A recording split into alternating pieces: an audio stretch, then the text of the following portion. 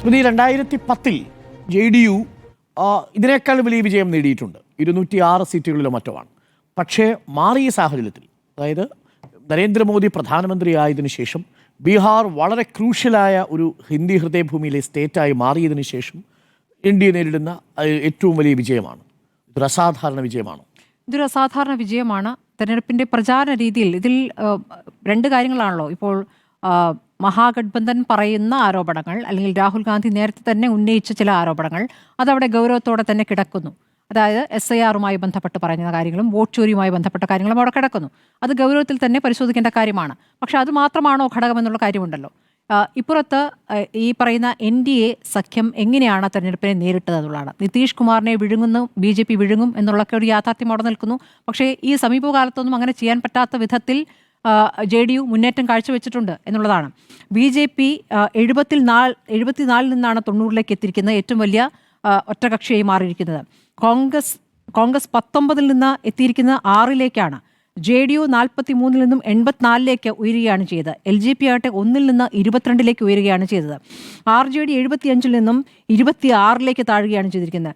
CPIM-ഉം CPIML-ഉം എല്ലാം ചേർന്ന് ആകെ 2ആണ്. CPIML നേരത്തെ 12 ഇടത്ത് വിജയിച്ചിരുന്നു. ആ രൂപത്തിൽ നോക്കുമ്പോൾ എങ്ങനെയാണ് ഇത്ര വലിയൊരു പതനത്തിലേക്ക് എത്തിയത് നോക്കുമ്പോൾ അവരുടെ വീഴ്ച കൂടി പരിശോധിക്കേണ്ടതുണ്ടല്ലോ. എങ്ങനെയാണ് അവർ പരാജയപ്പെടുന്നത്? അപ്പോൾ ഇപ്പുറത്ത് ഈ സ്ത്രീ വോട്ടർമാരുടെ പിന്തുണ 12% അവിടെ സ്ത്രീ വോട്ടർമാർ കൂടുതലായി വോട്ട് ചെയ്തിട്ടുണ്ടെന്നുള്ളൊരു ഘടകമാണ് നിൽക്കുന്നത്. അപ്പോൾ സ്ത്രീ വോട്ടർമാർ നേരത്തെ തന്നെ നിതീഷ് കുമാറിനെ പിന്തുണച്ചിട്ടുള്ളതാണ്. അപ്പോൾ അത് പൂർണ്ണമായും വന്ന് വീണിരിക്കുന്നു. നിതീഷ് കുമാറിൽ വിശ്വാസം രേഖപ്പെടുത്തിയിരിക്കുന്നു പറയുമ്പോൾ അപ്പുറത്തെ വാഗ്ദാനങ്ങൾ എന്താണ്? ഒരു വീട്ടിൽ ഒരാൾക്ക് സർക്കാർ ജോലി, എത്രത്തോളം അത് പ്രായോഗികമാണെന്ന് ചോദ്യമുണ്ടല്ലോ. ഒരു വീട്ടിൽ ഒരാൾക്ക് സർക്കാർ ജോലി എന്നുള്ളത് വെറുതെ ഒരു പ്രകടന പത്രികയിൽ ഒരു വാഗ്ദാനം മാത്രമാവുകയും അത് നടപ്പാകുമോ എന്ന് സംശയം തോന്നുന്ന ഒരു കാര്യം അവിടെ നിൽക്കുകയാണ്. അതൊരു വാഗ്ദാനമാണ്. അപ്പുറത്ത് വാഗ്ദാനത്തിന് മുൻപ് തന്നെ 2 മാസം മുൻപ് അവിടെ 10,000 രൂപ ഇടാൻ സാധിച്ചിരിക്കുന്നു. വേറെയും വികസന പദ്ധതികളുണ്ട്. ഇപ്പോൾ അദ്ദേഹം 20 വർഷമായി ഭരിക്കുന്നു. ചെറിയ പെൺകുട്ടികളായിരുന്ന സമയത്ത് പെൺകുട്ടികൾക്ക് വേണ്ടി സൈക്കിൾ കൊടുത്തിട്ടുണ്ടായിരുന്നു നിതീഷ് കുമാർ. ആ സൈക്കിൾ കിട്ടിയ പെൺകുട്ടികൾ ഇപ്പോൾ മുതിർന്ന സ്ത്രീകളായി. ആ മുതിർന്ന സ്ത്രീകളായവർക്ക് ഇപ്പോൾ അത് 10,000 കൂടി കിട്ടുകയാണ്. അപ്പോൾ ഞങ്ങൾക്കൊപ്പമുണ്ട് ഇദ്ദേഹം, സുശാസൻ ബാബു എന്നാണ് അദ്ദേഹം അറിയപ്പെടുന്നത്. അതായത് നല്ല ഭരണം കാഴ്ചവെക്കുന്ന നേതാവ്. അപ്പോൾ അങ്ങനെ ഒരു പേര് അദ്ദേഹത്തിനുണ്ട്, അങ്ങനെ ഒരു വിശ്വാസം സ്ത്രീകൾക്കുണ്ട്. ആ ഘടകം കാണാതിരിക്കാൻ പറ്റില്ല. പക്ഷേ വേറെയും ചില ഘടകങ്ങളുണ്ട്. നമ്മൾ ഈ നഗരത്തിലെ വലിയ വികസനം കാണുന്നു, നഗരത്തിലെ വലിയ വികസന പദ്ധതികൾ കാണുന്നു, വലിയ പ്രഖ്യാപനങ്ങൾ കാണുന്നു. അപ്പോൾ അതാ ബീഹാറിലേക്ക് ഒരുപാട് പദ്ധതികൾ വരുന്നു എന്ന് പറയുന്നു. പക്ഷേ ഗ്രാമങ്ങളിലേക്ക് പോയാൽ എന്താണ് സ്ഥിതി? ദരിദ്രരിൽ ദരിദ്രരാണ്, മഹാദരിദ്രരാണ്. അപ്പോൾ ആ ദരിദ്രരായ ജനതയുടെ ജീവിത സാഹചര്യം ഇത്ര വർഷം 20 വർഷമായിട്ടും അങ്ങനെ മാറ്റാൻ സാധിച്ചിട്ടുണ്ടെന്നൊരു ചോദ്യമുണ്ട്. ഗ്രാമങ്ങളിലൂടെ പോകുമ്പോൾ ഈ റോഡിനരികിലൊക്കെ വിസർജിച്ച് നിൽക്കുന്ന കുട്ടികളെ കാണാം. അത്രയ്ക്കും കൊടും ദാരിദ്ര്യമാണ്. 99,000-ഓളം യുവാക്കളിലും അന്യ സംസ്ഥാനങ്ങളിൽ പോയി ജോലിയെടുക്കുകയാണ്. അപ്പോൾ യൂത്തും വനിതകളും എന്നാണല്ലോ ഇപ്പോൾ മോദി വിജയപ്രസംഗത്തിൽ പറഞ്ഞത്. അപ്പോൾ യൂത്തിനെ എത്രത്തോളം പരിഗണിച്ചിട്ടുണ്ട്? അപ്പോൾ ഈ പറയുന്ന മറ്റ് സംസ്ഥാനങ്ങളിൽ കഴിയുന്ന യുവാക്കൾ കൂട്ടത്തോടെ വന്ന് വോട്ട് ചെയ്യുന്ന രീതിയിലേക്ക് അവരെ എങ്ങനെയാണ് വിളിച്ചു വരുത്തിയിരിക്കുന്നത് എന്നത് പ്രധാന ഘടകമാണ്.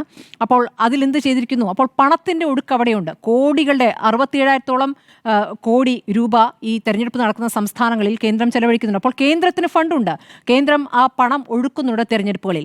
അതൊരു രീതിയായി മാറിയിരിക്കുകയാണ്.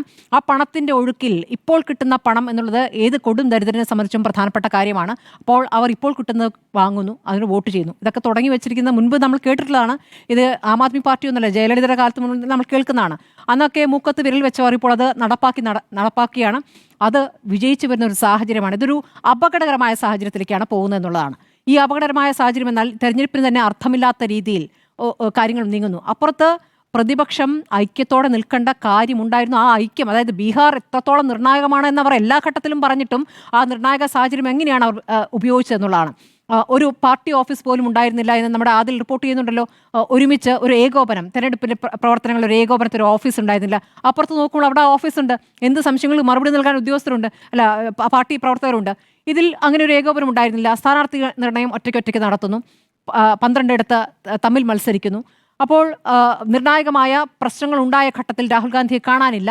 രാഹുൽ ആ സമയത്ത് വിദേശത്തായിരുന്നു. അങ്ങനെ നിർണായകമായ ചില ഘട്ടങ്ങളിൽ അദ്ദേഹത്തെ കാണുന്നില്ല.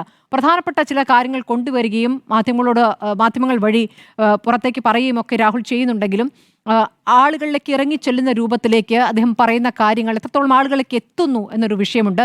അതിൽ പാർട്ടിക്ക് അടിത്തറയുണ്ട് എന്നൊരു ചോദ്യമുണ്ട്. കോൺഗ്രസിന് എത്രത്തോളം ബീഹാറിൽ അടിത്തറ, ഇതൊക്കെ പല സംസ്ഥാനങ്ങളിലായി അനുഭവിച്ചിട്ടാണ് ബീഹാറിൽ എത്തിയിരിക്കുന്നത്. ഒരു പുതിയ കാര്യമല്ല. അപ്പോൾ ഇനി അങ്ങോട്ട് എത്ര സമയം എന്നുള്ളത് ഇപ്പോൾ തന്നെ BJP പറഞ്ഞു ഇനി ഞങ്ങൾ അടുത്തത് ബംഗാളാണെന്ന് പറയുകയാണ്. കേരളമാണ്, തമിഴ്നാടാണ്, ബംഗാളാണെന്നാണ് അടുത്തായി പറഞ്ഞിരിക്കുന്നത്. കേരളമുണ്ട്, തമിഴ്നാടുണ്ട്, ശരി തന്നെ. പക്ഷേ ബംഗാളിനെയാണ് അടുത്തായി ലക്ഷ്യം വെക്കുന്നത്. കാരണം ഈ SIR-മായി ബന്ധപ്പെട്ടൊക്കെ അവിടെ ഒരു പ്രതിഷേധമുണ്ടല്ലോ. അപ്പോൾ അതിനെ എങ്ങനെ ടാക്കിൾ ചെയ്യും എന്നുള്ളതൊക്കെ പ്രധാനപ്പെട്ട വിഷയമാണ്. ഇനി പ്രതിപക്ഷം വേറെ തന്ത്രങ്ങൾ മെനയേണ്ടിയിരിക്കുന്നു. ഇങ്ങനെ ഈ തെരഞ്ഞെടുപ്പിന്റെ സമയത്ത് എന്താ പറയുക, മഹാഗഠബന്ധൻ എന്ന രൂപത്തിൽ നിൽക്കുന്നു എന്ന് പറയുക, പക്ഷേ അത് യഥാർത്ഥത്തിൽ പ്രാവർത്തികമാകാതിരിക്കുക എന്നുള്ള ഒരു പ്രധാനപ്പെട്ട വിഷയമാണ്. അപ്പോൾ അങ്ങേയറ്റം നിരാശാജനകമായ തെരഞ്ഞെടുപ്പാണ്, ജനാധിപത്യത്തെ സംബന്ധിച്ച് ആശങ്കയുണ്ടാക്കുന്ന തെരഞ്ഞെടുപ്പ്.